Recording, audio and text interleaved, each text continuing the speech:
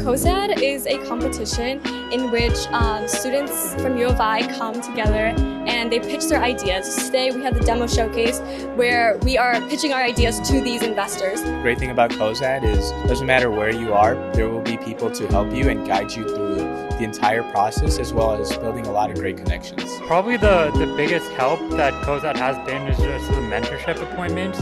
The biggest thing that we've learned through those meetings is the importance of customer discovery. A lot of the things that we've learned through those meetings are what people are most interested in about technology. Being able to work with different teams has definitely helped our way on looking how to take on a new business, helping others where we fell short, or learning how other people came over certain stuff has definitely helped us. You're interacting with people with whom you may never interact with on a day-to-day basis, with faculty, with investors, and I see it as a catalyst for startups and any sort of idea.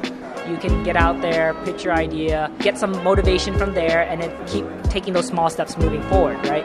Because people think it's from A to Z. It's more like A to B to C to D, right? So you need to take these small steps to get there, and Cozad provides that safe environment to do so.